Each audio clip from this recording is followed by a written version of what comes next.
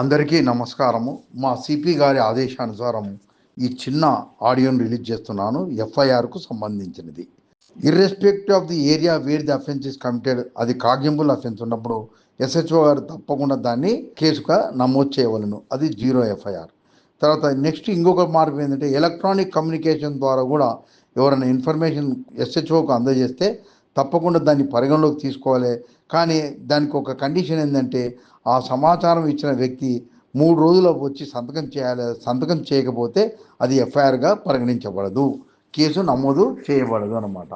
అలాగే women related offences, రేపు etcetera ఉన్న దాంట్లో ఇన్ఫర్మేషన్కి నా ఓవరాల్గా వచ్చి ఇచ్చినప్పుడు తప్పకుండా ఉమెన్ పోలీస్ ఆఫీసర్ రికార్డ్ చేయాలా.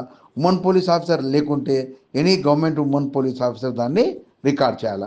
అలాగే ఈ యొక్క విక్టిమ్ ఆఫ్ సచ్ అఫెన్సెస్ ఎవరైతే ఉన్నారో మెంటల్లీ ఫిజికల్లీ డిజేబుల్డ్ ఉంటే, పర్మనెంట్లీ కానీ టెంపరరీ ఉన్నప్పుడు ఇన్ఫర్మేషన్ ఇస్తున్నప్పుడు సేమ్ ఇదే ప్రొసీజరు. కానీ ఒకవేళ వాళ్ళ ఛాయిస్ ప్రకారం అవసరమైతే వాళ్ళ ఇంటికాడికి పోయి ఈ యొక్క సమాచారాన్ని రికార్డ్ చేయాలి.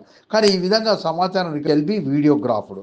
ఇంతేకాకుండా ఇంకొక పెద్ద మార్పు ఏంటంటే, 3 సంవత్సరాలు కానీ 3 సంవత్సరాల పైబడి తర్వాత 7 సంవత్సరాల లోపల ఉన్నటువంటి అఫెన్సెస్లో ఏదైనా సమాచారం వచ్చినప్పుడు దాని యొక్క నేచర్ అండ్ గ్రావిటీని బట్టి డిఎస్పీ గారి అనుమతితోన ప్రిలిమినరీ ఎంక్వైరీ చేయాలా.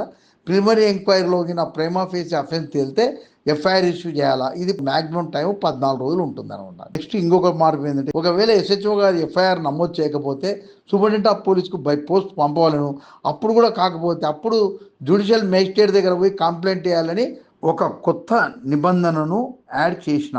ఇంతటితో సమాప్తం.